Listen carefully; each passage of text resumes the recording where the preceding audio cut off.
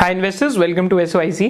तो आज की इस वीडियो में हम बात करेंगे कि whether the IT index is cheap today or not, and क्या आपको whether you should catch a falling knife or not, and IT index की आज क्या वैल्यूएशंस है, एंड आईटी इंडेक्स के क्या क्या कंपोनेंट्स हैं, एंड जब हम सेक्टोरल एनालिसिस करते हैं या किसी भी सेक्टर के ईटीएफ में बाइंग करते हैं तो हमें क्या क्या की चीज़ें जो देखनी चाहिए, बिकॉज दीज की things become very very important while analysing अ चेकलिस्ट। कि जब भी आप पैसिव इन्वेस्टिंग भी कर रहे हैं डिफरेंट सेक्टर्स में इन्वेस्ट करने के लिए, तो ये वाली चीज़ें बहुत इंपॉर्टेंट हो जाती है। तो एनालिसिस स्टार्ट करने से पहले आपके साथ मैं एक सेक्टोरल वैल्यूएशंस का एक डिफरेंट फ्रेमवर्क शेयर करना चाहता हूँ। तो ये फ्रेमवर्क क्या कहते हैं कि अगर किसी सेक्टर की PE ratio, that is price upon earnings ratio है, जिसको आप परसेप्शन टू अर्निंग्स रेशियो भी कह सकते हैं, अगर किसी सेक्टर की पीई रेशियो उसके एवरेज से बहुत ज़्यादा है और उस सेक्टर में बहुत ज़्यादा अर्निंग्स ग्रोथ भी आई है रिसेंटली, तो अगर पीक पी है एंड साथ साथ पीक अर्निंग्स है, तो वहां पे हम कहते हैं यूजुअली कि उस सेक्टर का टॉप बन चुका है, मानी उस सेक्टर के अंदर डिफिकल्ट हो सकता है आगे वाले टाइम में पैसा बनाने का।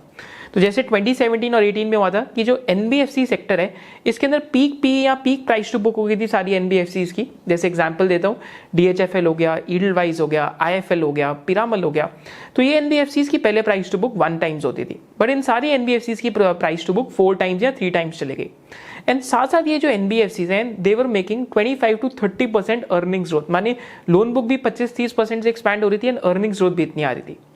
तो इन कंपनीज का पीक पी तो मैंने पीक परसेप्शन तो मार्केट दे ही रही थी एंड पीक अर्निंग्स ग्रोथ भी आ रही थी। थोड़ा सा भी अगर अर्निंग्स में ड्रॉ डाउन आता है या थोड़ा सा भी नेगेटिव सरप्राइज आता है, क्योंकि वैल्यूएशंस में मार्जिन ऑफ सेफ्टी नहीं होती, तो बहुत जल्दी से स्टॉक्स क्रैश कर जाते हैं। So this is something that we will learn today. तो इसके अलावा अगर आप देखेंगे तो रिसेंट पास्ट में, अगर आप अभी आईटी सेक्टर का भी एग्जांपल लेते हैं जो मैं आपको देखना सिखाऊंगा, तो आईटी सेक्टर का भी जो एवरेज वैल्यूएशंस है सेक्टर पीई का, वो कम से कम 16 या 18 टाइम्स के बीच में आईटी इंडेक्स का एवरेज वैल्यूएशन रहता है।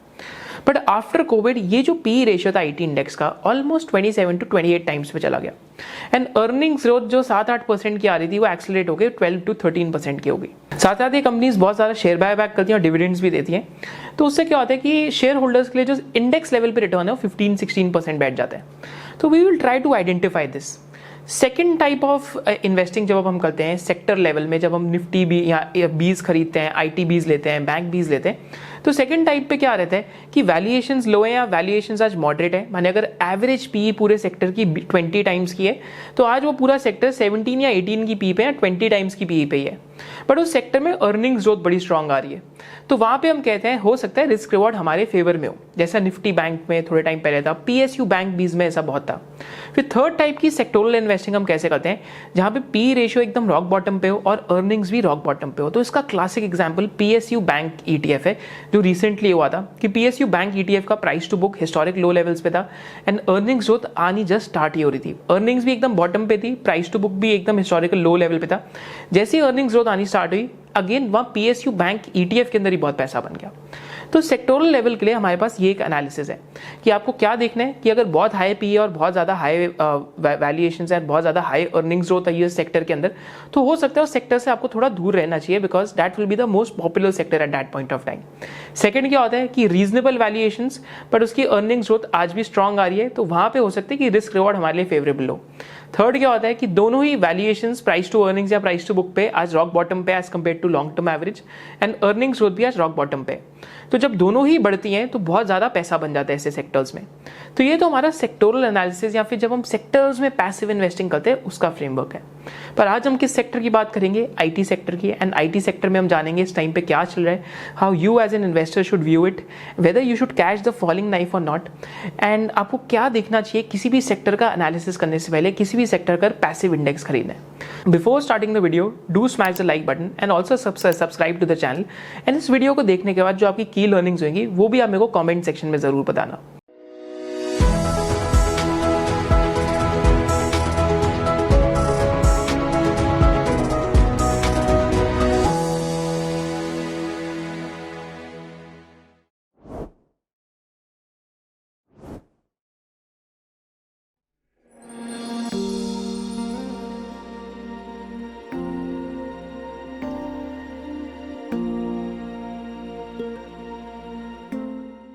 तो फर्स्ट चीज जब हम स्टार्ट करते हैं कि अगर हम निफ्टी आईटी को अगर आज देखते हैं, तो निफ्टी आईटी की अगर आप बात करते हैं तो आज आईटी इंडेक्स के अंदर क्या क्या है, तो अगर आज आप आईटी इंडेक्स की कॉम्पोजिशन देखते हैं तो you will be shock to know कि आईटी इंडेक्स की कॉम्पोजिशन में almost 4 companies are 60% of the IT index. अगर टॉप 5 कंपनीज को लेंगे तो top 5 companies are nearly 70% of the IT index. और ये टॉप 5 कंपनीज कौन सी हैं?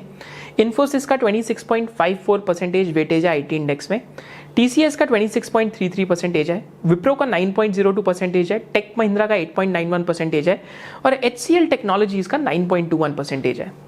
तो आपको इससे क्या सीखना है कि आईटी इंडेक्स बहुत ज़्यादा एक कॉन्सेंट्रेटेड इंडेक्स है, जहाँ पे Infosys and TCS itself are close to 52 to 54% of the index.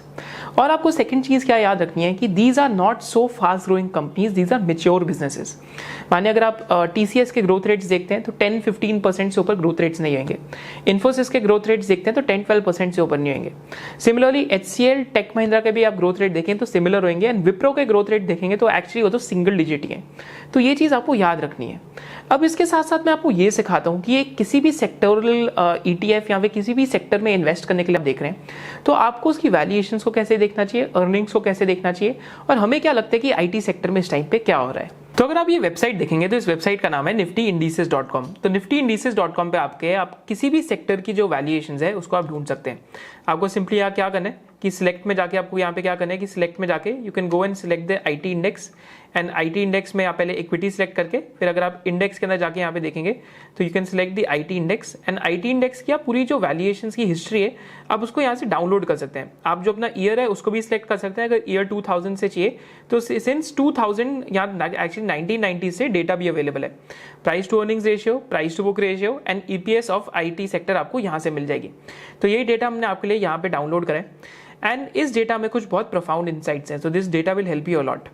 तो यहाँ पे मैं आपके साथ आईटी इंडेक्स को ब्रॉडली हम 4 जो साइकिल्स है उसके अंदर डिवाइड कर सकते हैं लास्ट 13 ईयर्स के अंदर। तो broadly IT index can be divided into 4 cycles. क्या साइकिल्स हैं ये? तो सिंपल थिंग है कि अगर आप फर्स्ट साइकिल देखेंगे तो पहले आईटी कंपनीज जो आजकल लार्ज कैप आईटी कंपनीज है साइज में भी स्मॉल होती थी, तो आप 2010 टू 2012 की एक साइकिल देंगे तो इन कंपनीज की जो ईपीएस की ग्रोथ रेट्स हैं वो 12% के आसपास थी just after the great financial crisis. So these companies used to grow at 20% plus, but after the great financial crisis, even though companies were still growing, but companies की जो EPS की growth है वो थोड़ी सी घट गई। फिर 2012 टू 2015 में एक बहुत पॉजिटिव साइकिल आई जहाँ पे इन कंपनीज के जो ग्रोथ रेट्स हैं मोर देन 20% के आसपास वापस गए। तो this was a second cycle.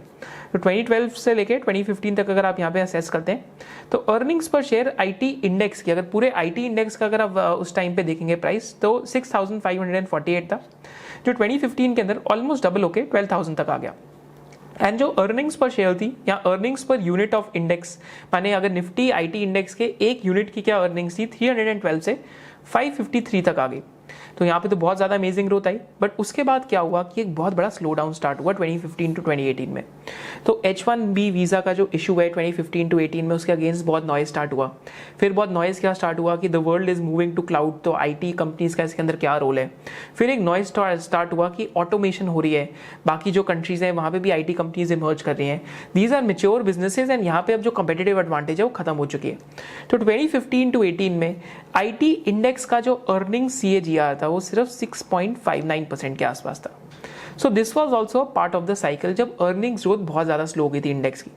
And इस टाइम पे अगर आप गार्टनर की रिपोर्ट्स देखेंगे तो दिस इज़ वाई आई से कि इंडस्ट्री रिपोर्ट्स आपको हमेशा with a pinch of salt पढ़नी चाहिए। तो पहले गार्टनर ने 2015 के अंदर रिपोर्ट पब्लिश करी कि IT spending world wide will grow at a rate of 2.4%। फिर गार्टनर ने सेम रिपोर्ट पब्लिश करी कि नहीं, आईटी स्पेंड अब 2.4% नहीं ग्रो करेगा, 5.5% से डिक्लाइन कर जाएगा just after 6 months of the publication of the previous report. तो this will give you an idea कि market research is also little biased, and जैसे जैसे आपका डेटा इमर्ज करता है आपको अपने फैक्ट्स को वापस अपडेट तो करना पड़ ही जाता है। But this will give you an insight कि आईटी सेक्टर की जो ग्रोथ रेट्स हैं ये सिक्लिकल है, and IT is much more discretionary than FMCG. तो ये बहुत इंपॉर्टेंट कॉन्सेप्ट है, क्योंकि कई लोग बीच में कह रहे थे कि IT is the next FMCG, क्योंकि इन कंपनीज की भी रिटर्न ऑन कैपिटल एम्प्लॉयड अच्छी है, ये कंपनीज ग्रो करते रहती हैं, तो इनको एफएमसीजी की 60-70 की पीरियड मिलनी चाहिए। But entire problem with this argument is that IT spends are much more discretionary in nature. Discretionary का मतलब क्या है कि जब कंपनीज बहुत पैसा कमाती हैं, जैसे Fortune 500 companies when they make a lot of money only then they end up spending on IT projects. तो आईटी प्रोजेक्ट्स पे बहुत ज़्यादा स्पेंड करते हैं। तो आईटी प्रोजेक्ट्स के ऊपर जो स्पेंडिंग है they can even be delayed, तो इस वजह से हम इसको डिस्क्रिशनरी स्पेंड इन नेचर कहते हैं। तो आईटी कंपनीज का वैल्यूएशंस हमेशा एफएमसीजी कंपनीज के वैल्यूएशन से कम ही मिलेगा। इस वजह से एफएमसीजी इंडेक्स आईटी इंडेक्स से ज़्यादा एक सुपीरियर और प्रीमियम वैल्यूएशंस पे ट्रेड करता है। तो 2018 टू 2021 में साइकिल थोड़ा सा टर्न हुई, 10% के आसपास का EPS CAGR बना। तो 2016 को अगर आप यहाँ देखेंगे तो 573 के आसपास का जो आपका EPS था वो अगर आप यहाँ देखते हैं 2019 में 671 का जो EPS था वो 2021 में 902 के आसपास चला गया। फिर 902 से EPS बढ़ के 1133 चला गया, माने 12% के आसपास का IT इंडेक्स का CAGR हुआ। पर अब यहाँ पे आपको क्या ऑब्जर्व करना ज़रूरी है कि क्या अब आप लोग ही मेरे को देख के ये बता सकते हैं क्या ऑब्जर्व करके कि आईटी इंडेक्स की जो एवरेज PE रेशियो है, अगर आप लंबे समय में देखेंगे तो 16 टू 20 टाइम्स के बीच के एक बैंड के अंदर घूम रही है। तो अगर आप यहाँ देखेंगे तो जब ग्रोथ स्लो डाउन था 2015 टू 18 की साइकिल के बीच में, तो 21 times, right, 19 times, 16 times and 18 times के आसपास। तो एक 16 टू 20 टाइम्स के बैंड के अंदर PE रेशियो थी। प्राइस टू बुक देखेंगे तो price to book 4 to 6 times के बैंड के अंदर था, but price to book relevant नहीं है आईटी इंडेक्स के लिए, but just gives you an idea. Then अगर आप PE रेशियो देखेंगे 2019 में 23 टाइम्स थी, 2020 में 15 टाइम्स थी, बट उसके बाद PE रेशियो का भी एक्सपेंशन हुआ और अर्निंग्स का भी एक्सपेंशन हुआ and PE ratio 35 times, 25 times और 28 टाइम्स हो गई। तो हमने जो बिगनिंग ऑफ द इंट्रोडक्शन में बात करी थी कि we look to avoid sectors जहाँ पे पीक PE रेशियो और पीक अर्निंग्स ग्रोथ हो, क्योंकि दोनों में से अगर एक भी चीज़ डिसअपॉइंट करेगी तो डी रेटिंग के चांसेस बढ़ जाते हैं। तो एग्जैक्टली अभी आईटी सेक्टर में कुछ ऐसा ही चल रहा है। After the fall in IT index last 7 days में IT index itself has fallen by 8%। तो आईटी इंडेक्स का जो आज PE रेशियो है वो 23.6 टाइम्स के आसपास आ गया, which is still long way of the long term average. Long term average क्या बैंड है? 16 टू 20 टाइम्स के बीच में। तो still the people who are looking to catch the falling knife, there is still some more correction to go. Again ऐसा हो सकता है या नहीं हो सकता, अगेन ये आपको खुद डिसाइड करना है, क्योंकि ये बाय सेल वीडियो नहीं है। बट मैं आपको सिर्फ प्रोबेबिलिस्टिकली ये सिखा सकता हूँ कि एक सेक्टर के वैल्यूएशंस को कैसे जान सकते हैं कि सेक्टोरल लेवल पे रिस्क रिवॉर्ड कब फेवरेबल हो जाते हैं। तो यहाँ पे रिसेंटली कुछ कंपनीज की अर्निंग्स अनाउंस हुई है। तो पहले अगर हम देखते हैं इन्फोसिस की अर्निंग्स रिसेंटली अनाउंस हुई है एंड इन्फोसिस की अर्निंग्स के अंदर क्या हुआ है। तो पहले ही आपके साथ मैं यहाँ पे क्वार्टर 3 FY23 की अर्निंग्स कॉल आपको दिखाता हूँ इन्फोसिस की। तो इन्फोसिस की क्वार्टर 3 FY23 में, माने पूरे FY23 में कांस्टेंट करेंसी ग्रोथ 17.8% थी। बहुत सालों बाद इन्फोसिस की जो ग्रोथ है इट क्रॉस 15% कांस्टेंट करेंसी में। कांस्टेंट करेंसी का क्या मतलब है कि आप डॉलर और रुपी का फ्लक्चुएशन हटा देते हैं, आप सिर्फ कॉन्स्टेंटली देख रहे हैं कि पिछले साल भी अगर इतने का ही होता है, इस साल भी अगर इतने का ही डॉलर है, तो उस टर्म्स में कितनी ग्रोथ आई है अगर आप करेंसी के इम्पैक्ट हटा देते हैं। तो 17.8% थी, जो बहुत सालों में वन ऑफ द हाईएस्ट थी, माने again out of the median. क्योंकि मीडियन ग्रोथ इन्फोसिस की क्या रही है लॉन्ग टर्म में, अगर मैं यहाँ पे इन्फोसिस खोलता हूँ आपके साथ, तो इन्फोसिस की अगर आप लास्ट 10 ईयर्स के अंदर पैड ग्रोथ देखते हैं तो 10% के आसपास रही है। एंड जब 2015 टू 18 के पीरियड में स्लो डाउन था तो इन्फोसिस का जो पैड ग्रोथ था वो सिर्फ 6-7% के आसपास था। एक्चुअली में अगर आप 2019 से लेके 2016 तक देखते हैं तो इन्फोसिस का जो पैड ग्रोथ है, एब्सोल्यूट पैड 13,500 करोड़ से सिर्फ 15,410 करोड़ हुआ था।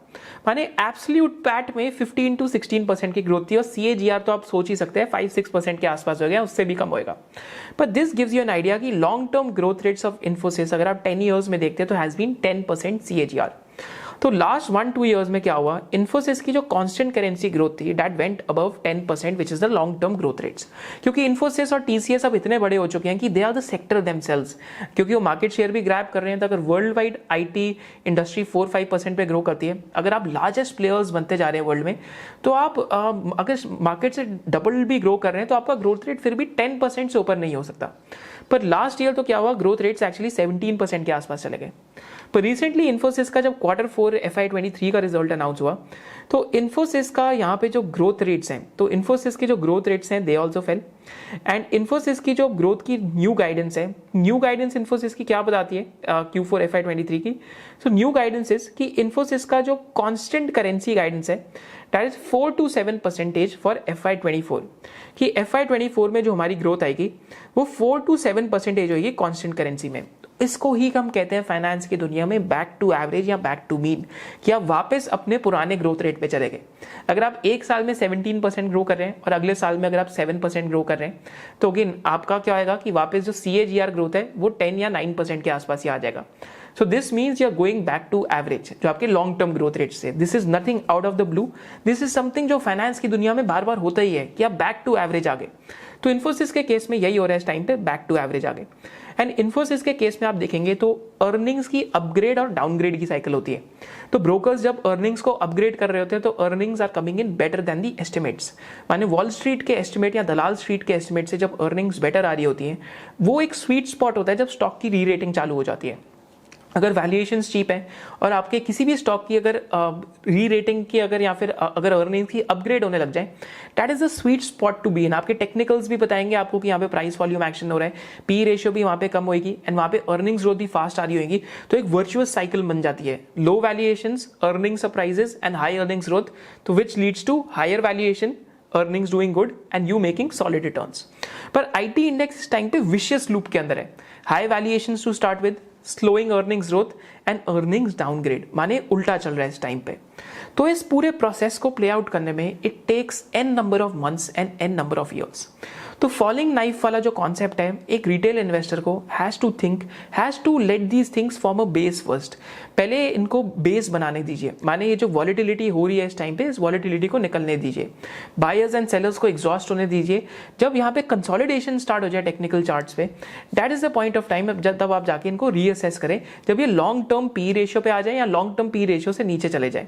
So that is the point of time जब आप किसी सेक्टर को जाके अच्छे से एनालाइज कर सकते हैं। सिमिलरली अगर आप टीसीएस का देखते हैं तो टीसीएस की Q4 FY23 की कॉन कॉल में टीसीएस ने तो यही बोल दिया कि we are not going to give guidance for immediate quarters because uncertainty is still there and clients are still looking at their priorities and things they want to spend on.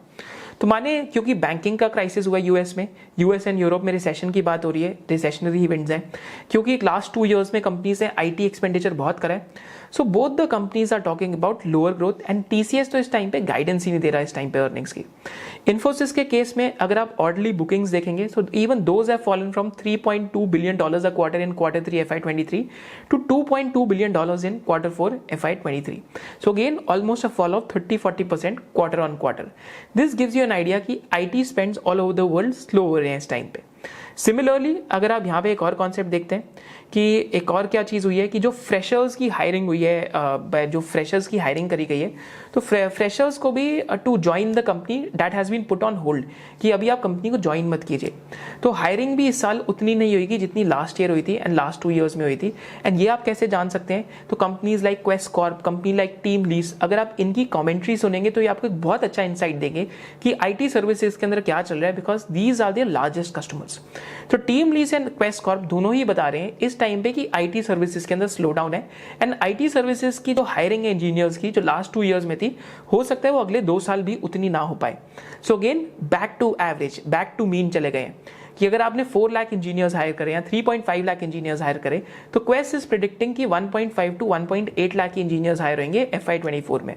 So almost back to average हम जा रहे हैं industry के लिए। Finally अगर हम technical analysis की तरफ आते हैं, अगर हम IT इंडेक्स का इस टाइम पे सेंटिमेंट देखते हैं, साथ साथ वीकली चार्ट्स पे स्टेज एनालिसिस करते हैं, देन आपको यहाँ पता लगेगा कि जो 30 वीकली EM है, तो यहाँ पे पूरा ये बेसिंग एरिया था एंड कंसोलिडेशन स्टेज था।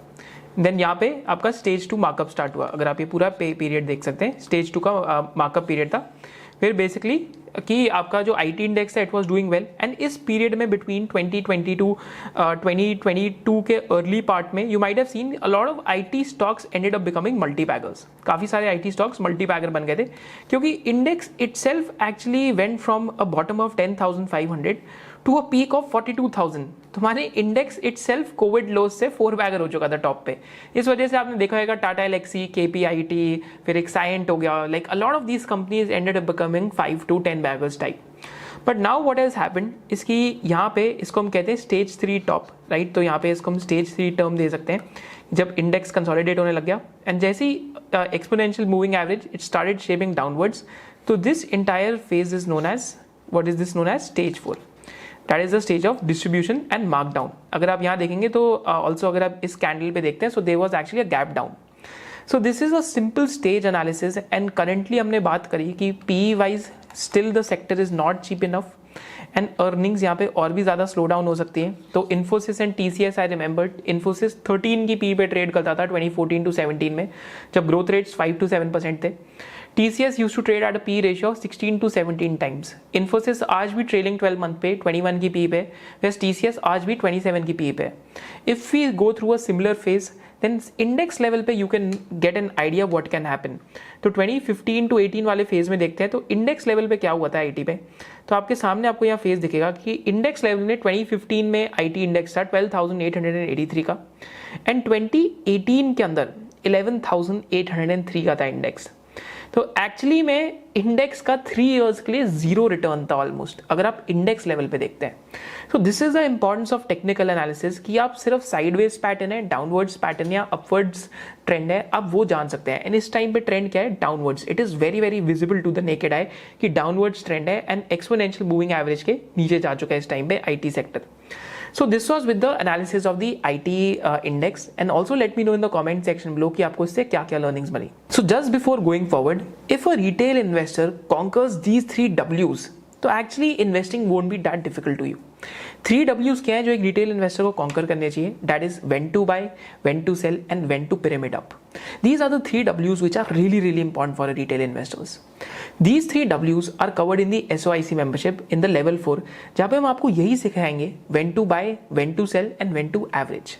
इसके बाद एक रिटेल इन्वेस्टर को जानना क्या जरूरी है, जो ऑलमोस्ट आज 99% ऑफ द रिटेल इन्वेस्टर्स की प्रॉब्लम है, कि एक कंपनी को वैल्यू कैसे करें और एक कंपनी को फंडामेंटली एंड टेक्निकली सेल कैसे करें। All of that is covered in the SOIC level 3 of valuations, कि how to find the intrinsic value of a company. फिर एक रिटेल इन्वेस्टर की सबसे बड़ी क्या प्रॉब्लम है, क्या अकाउंटिंग सीखनी है, बैलेंस शीट बारे में जानना है, कैसे स्टॉक्स को स्क्रीन करें वो जानना है, how to find stocks independently वो जानना है। We don't have to depend upon others, we want to learn this।